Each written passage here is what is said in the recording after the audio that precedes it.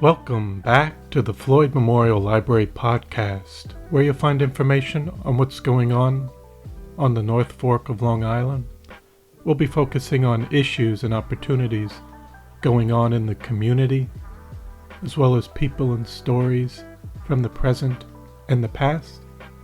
I'm your host, Christopher Bianchi, and for today's episode, we have Louisa Evans, a member of the Southold Town Board, and Louisa tells us about some of her stories of her rich ancestral heritage, her formative years on Long Island. We shall explore her academic pursuits at the illustrious Phillips Exeter Academy and her subsequent collegiate experiences. Moreover, Louisa will recount her relocation to Fisher's Island and her decision to settle there. Our discourse will also encompass her ongoing service on the Southold Town Board, as well as the myriad challenges confronting both Fisher's Island and the broader Southold community. So I hope you enjoy episode 59 with Louisa Evans. This episode was recorded May 24th, 2024. Thank you so much for coming on to the Floyd Memorial Library podcast today. I'm looking forward to talking with you. Thank you. So to start off, can you give me a little introduction where you were born and raised? I was born in Nassau County in Glen Cove Hospital, and basically raised in the town of Syosset on the Laurel Hollow side of Cold Spring Harbor, and lived there until I went away to college. Well, when I actually went away to school and then college, and then, lived on my own working. And now in terms of the ancestry, how far back can you go on your mother's or father's side? Well, both my parents were Mayflower descendants. I can't remember which one was descendant of which one, but I know that far back. And before that, they were from Wales and from France and from England. So you've been able to really, that's all documented pretty. My mother, before she got dementia, loved to do the genealogy. So she had piles and piles of paper, and I wish I'd taken more interest in it, but I could go back to her papers, but I just haven't. Yes. And what about with your grandparents? Well, I never knew either of my grandfathers. One of my grandfather on my mother's side was British. My mom was actually born in Japan, but her mother was a U.S. citizen, was American. It just happened that my grandfather was working in Japan at that point. He was an artist and a professor. And my father's side, I think there's sometimes they began maybe in California, ended up in White Plains, New York. My grandmother did. I don't know where they were before that. And with your parents, if you wanted to say how they kind of met. Well, both of them were engaged to other people when they met. My dad was working in Alaska doing geodesical surveys. I think that's how you pronounce it. And he had to go to Washington, D.C. to report or do something. And then my mom was there, and they met and had a very quick romance, and then got married. I think he went back to Alaska, but came back. They got married and ended up moving to Nome, Alaska, where he was part owner in a gold mine and a assistant deputy sheriff or a deputy sheriff in Nome. And my mother taught there for a while before they moved to Long Island. And where is that in relation to Anchorage? Oh, it's very far north. And how long were they out there before they came to, did they come to New York after? They came to Long Island after that. After my sister was born, I have an older sister and two younger brothers. And I think they moved about when she was a year or so back to the lower states at that point, to Long Island. And did your dad say what brought him back? I think they moved because my mom, as a teacher in the educational system there, was concerned about bringing up children.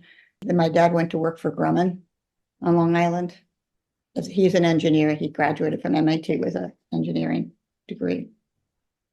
And then now for you growing up, how was it growing up in the community or neighborhood you were in even as a child?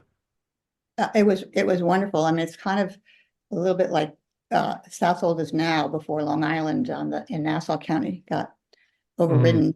Their neighborhood, what they moved away to Connecticut, and their neighborhood, partly because the kids was easier to get to Connecticut than driving down the Long Island Expressway to them, but also because everything was getting built up, and they were lived in an area where it was 2-acre zoning, but the houses began to get bigger and bigger. But it was wonderful growing up there. It was really, we were very free out, making forts in the woods, swimming all the time, windsurfing, doing all sorts of different things. We had very active outdoor life. And my mom taught in a school there, private school, which was great because at that point we didn't have to pay tuition. We just got to go through school. But Yes. And where did you go to school? Through so elementary, middle school, high school? elementary and middle school, I was at Eastwood School, which is where my mom's taught in Oyster Bay. And then in 10th grade, I went away to school to Phillips Exeter Academy in New Hampshire. Mm. Was there for 2 years. My 10th, actually 2.5 years. I graduated in January, my senior year, so it was 2.5 years. How was the experience there at Phillips Exeter? Well, Phillips Exeter. Well, we were the first year of boarding girls. It had been an all-male school before, except they had allowed, the year before us, they allowed some day students. But when I got to Exeter, there were probably, with the day students, 150, maybe 120, 150 girls, and probably 800 boys. So it was a little bit of a social nightmare. But other than that, I really loved it. Some of my best friends that I keep in touch with are people I met there. And it was great academically. Yes. Around what year was that, if you could say? I graduated in 1974, January of 1974. So they went co-ed. I started in 71. But the initial interaction, was it awkward or just Well, it was getting used awkward. to? They weren't ready for girls. I mean, the administration really, for us, like if you injured yourself playing a sport, you had to walk through the boys' locker room to get to where the trainers and stuff were. And they really weren't ready for us. And a lot of times you were the only girl in the class. And I'll tell you, if Me Too started back then, with some of the things that we were subjected to, I mean, not the worst things, but the teachers were not ready for the girls. Some of them were wonderful and some of them weren't. Yeah. And for subject matter, what did you gravitate to or enjoyed the most? I didn't really have a favorite subject. And, I think one of your questions further on was, did I know what I wanted to do? And I still don't know what I want to do. So, never will. So, coming out, you went to college. I went to Wesleyan University in Connecticut. And what were you majoring in?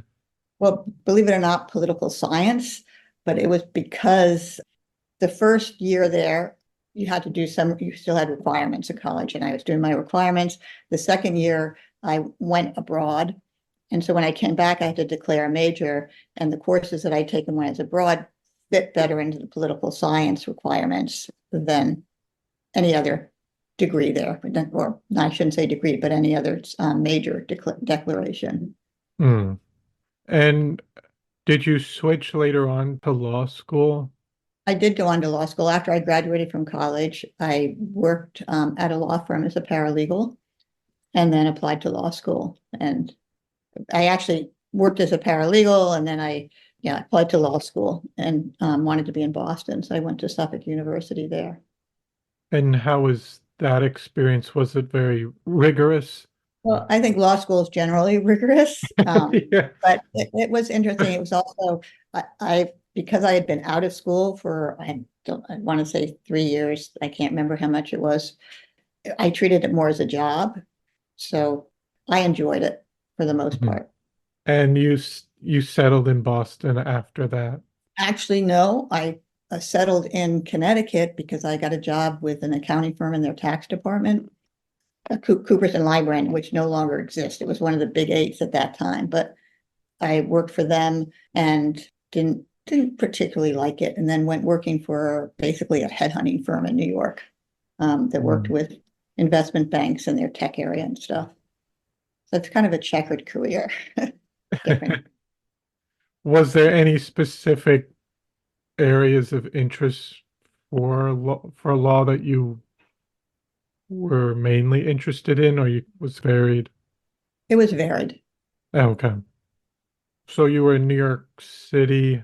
Where does Fisher's Island come into? That's my husband. My husband grew up going there in the summer and then ended up living out there and working out there between schools and stuff. And I met him in New York actually playing soccer. We had co-ed soccer in the park that we played in the afternoons. And so I met him, and just before we got married, he moved to Fisher's Island. So we tried to do the sort of dual, me working in New York at that time, him working on the island, and eventually I moved to the island. Because he would have to, well, that was a long It's travel. a long, yeah, it was a travel. We could only get together on the weekends at that point. And when was the first time you had visited Fisher's Island? I had visited before because I had another friend that I knew that lived out there. Well, he was a seasonal person. So I'd been out there a couple of times before. So when I was dating my husband, we went out quite a bit on the weekends. Oh, because okay. his mom had a house out there. And what did you think of the area initially when you first came out? It reminded me a little bit of where I grew up on Long Island, back when I grew up on Long Island, not anymore. Yes. And would you would go through Connecticut and then take the boat over to Fisher's Island? Had you come out onto the North Fork at all? Well, I had been out on the South Fork. I really hadn't been out to the North Fork except to catch the ferry once. And I don't even remember where I was going, but we went out and got the ferry. But I don't have many memories of that. And we can move to, when did you decide that you wanted to get involved with, because were you getting involved with organizations or local government on Fisher's Island early on? No, I was not. I'm not even sure they had any kind of local government organizations. Like, I'm not sure.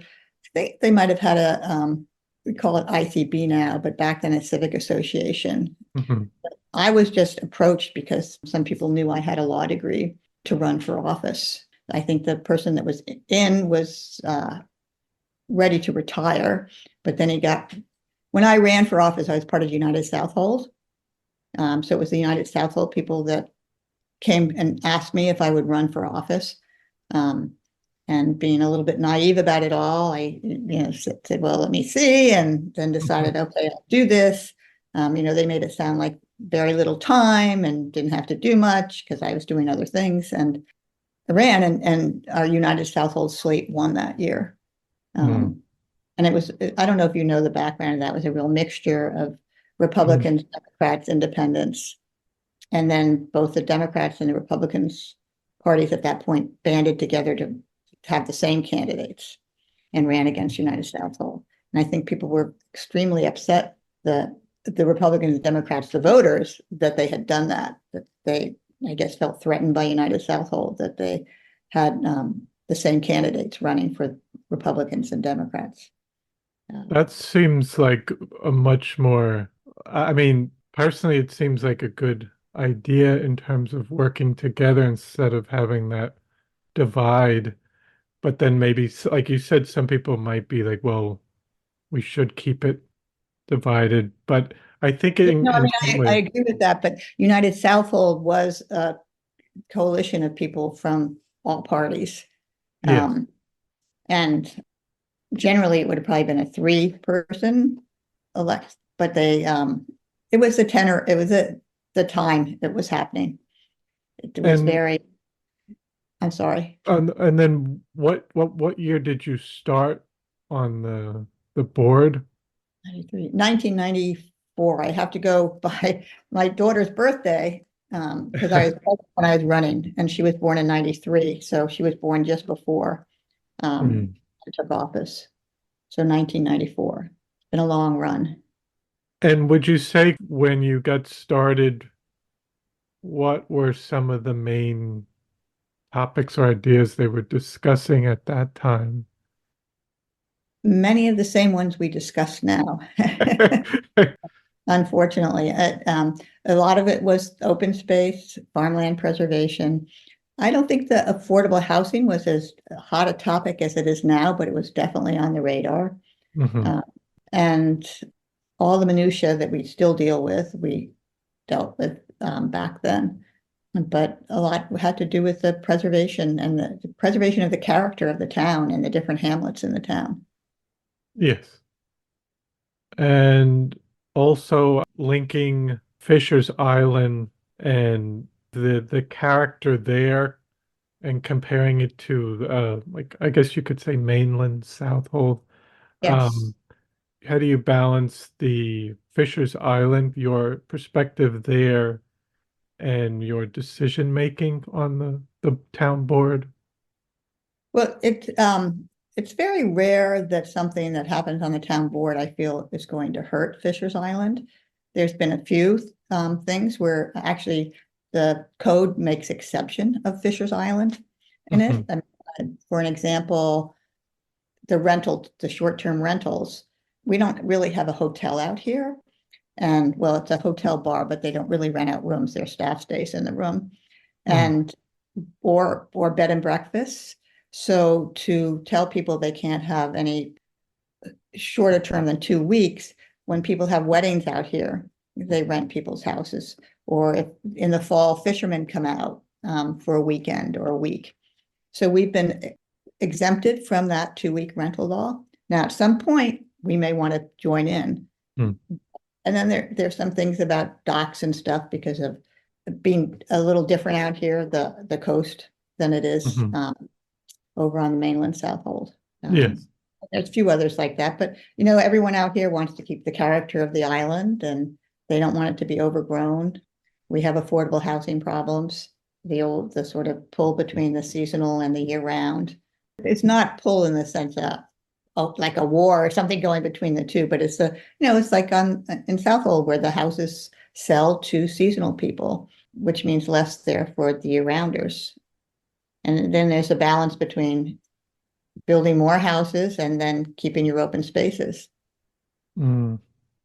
And that's interesting. I didn't think about that as well. I didn't think about it as much with the year-round residents and the short term, but that's still an issue, like you said. Well, I wouldn't say short term because most of the people out here that own houses that are seasonal Oh, I mean, come to season. spend a lot of time here. I mean, they rent too, but the people have been renting for years, where it's the kids of the people that have been out here. I mean, there's always Mhm. new people, but we don't have the tourist population. We don't have the vineyards. I mean, we have day trippers, but it's not overwhelming with people coming out here. Mm.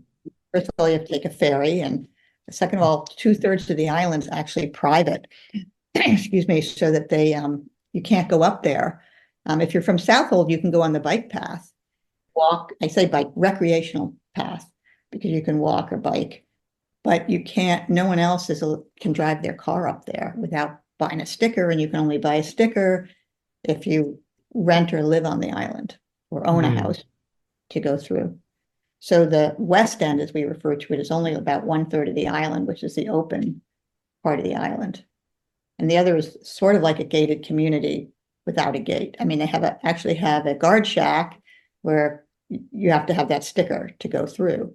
Mm. Um, but And was it more recently that the Southold Town Police were that's more?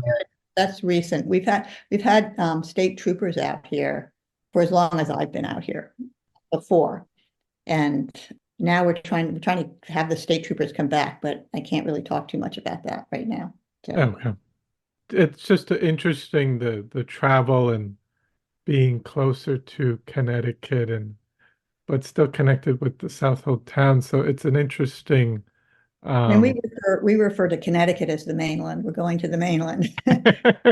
And when I started off, I used to take a plane. They had a little jumper, one small plane that flew out of Groton and would take me Hmm. over to Tuck Airport.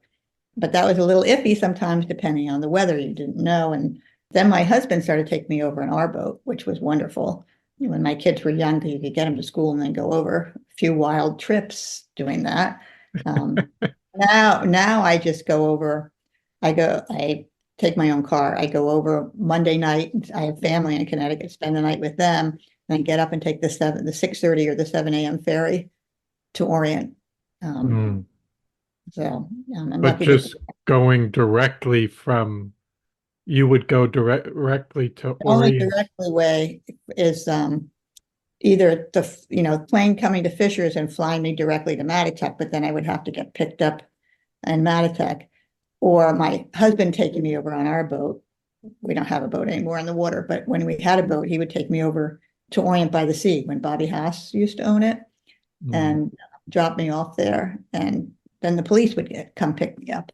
And you always felt like not there, but when I used to take the ferry, have to take the ferry over, get off, and the police would meet you. You always kind of felt like people probably think they're picking up a prisoner or something. Who knows?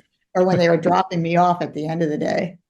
Yeah. Um, But so that's, I mean, since you started and even and up until now, that's a lot of it's a little bit of a trek to come to town meetings.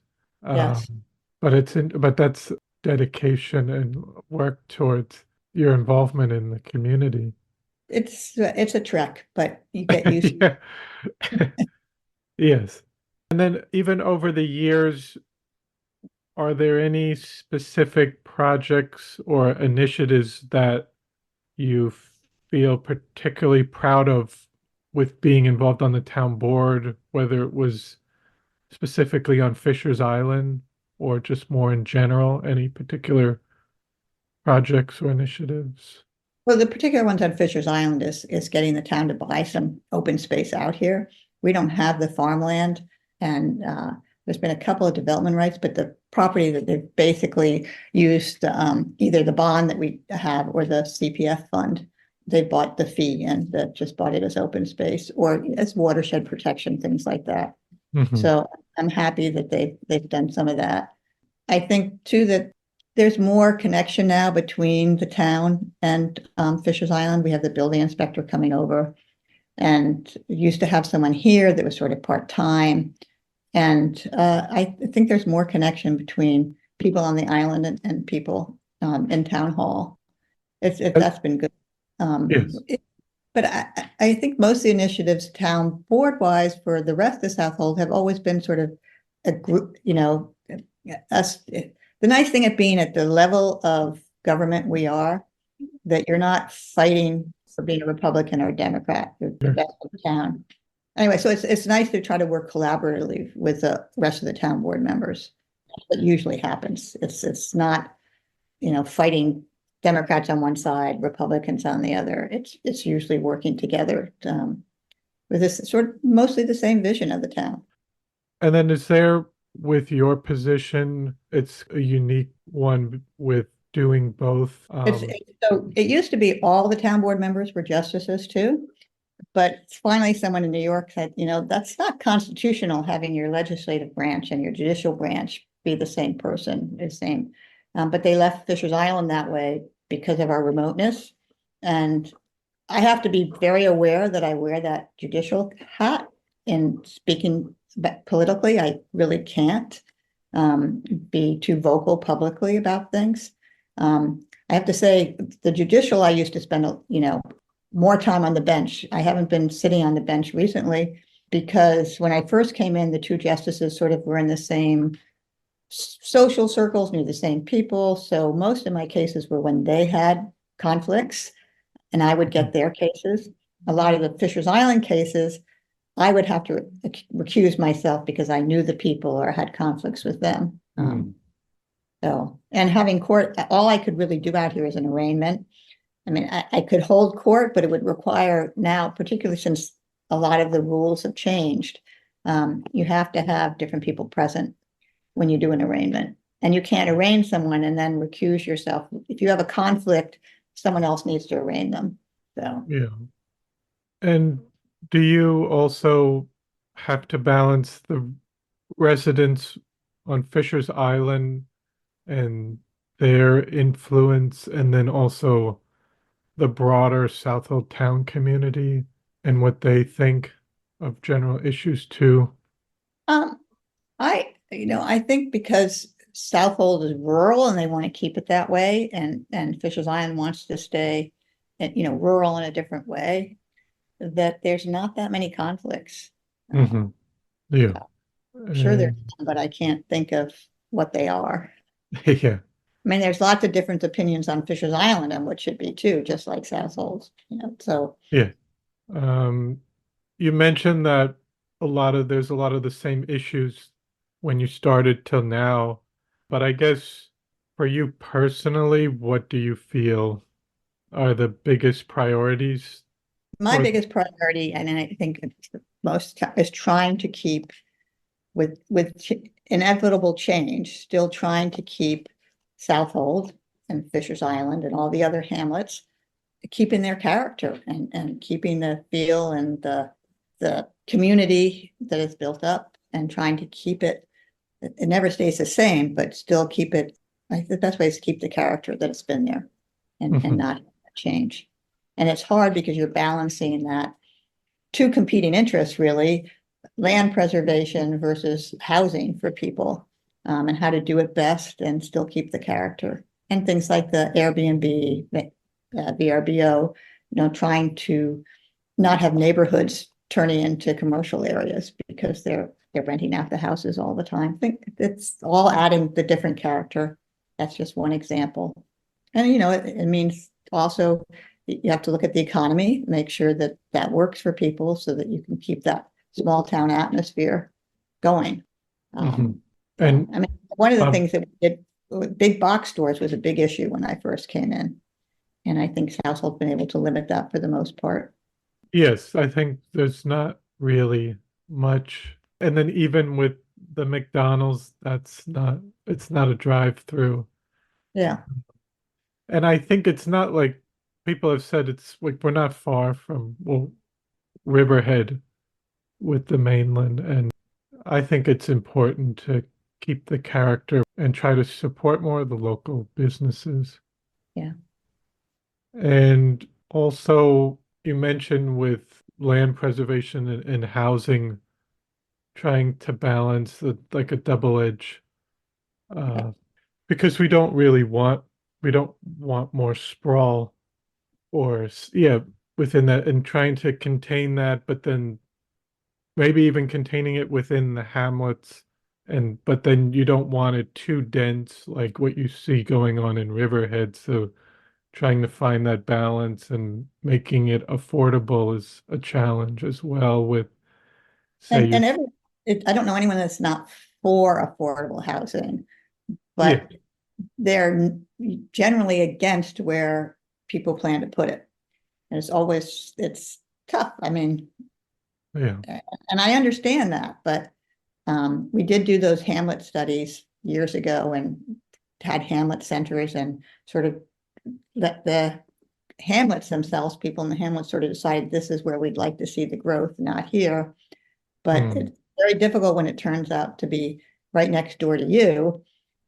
And so it's a conundrum. yes. And what about the environment and talking about climate change and how to, Well, coastal resiliency right now is should be a bigger topic. I think it is becoming mhm, bigger topic. That's one of the main things I think the town board is trying to get their hands around. But mhm, it's difficult and it's expensive. mhm. Um, So you want to be able to take care of it in a way that's not going to harm the taxpayers too much. But say on Fisher's Island, have you seen any changes within just like say over here we do get a lot of challenges with flooding and erosion. Do you see that on Fisher's Island as much? I mean, we've been watching for years a house on Fisher's Island that they actually moved back. They had Oh, Amish come and move it back. And one storm came through and it was like they had not moved it back at all. So there's certain sides of the island where get more erosion than others. And the flooding, I mean, I know we have a pond across the street from us and it looks like it's much bigger than it ever used to be. The airport had to put up they had a seawall, but they had it rebuilt up. And one storm and the airport was covered with water again and sand. mm. So it's happening everywhere.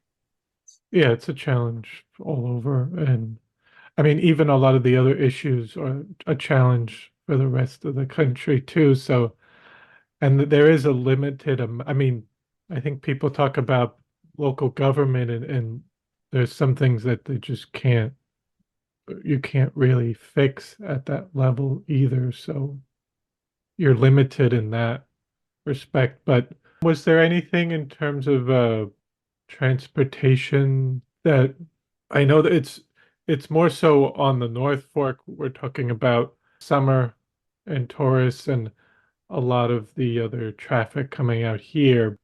And I don't. we complain about this weekend, all the traffic and trying to get on the ferries and people can't get reservations because they're all full, but it's minor compared to what happens in Southold. We don't have the farm stands, the vineyards, so we don't have that day traffic Mhm, coming out. Um, mhm, we have people that are coming out here to stay the weekend or stay for the month or the week or whatever. So traffic definitely picks up. I mean, I live on what they could consider the main road going from the ferry into our little town. I mean, village, whatever you want to call it, where shops are and stuff. And traffic starts picking up with all the contractors getting ready. And now we have all the people coming out.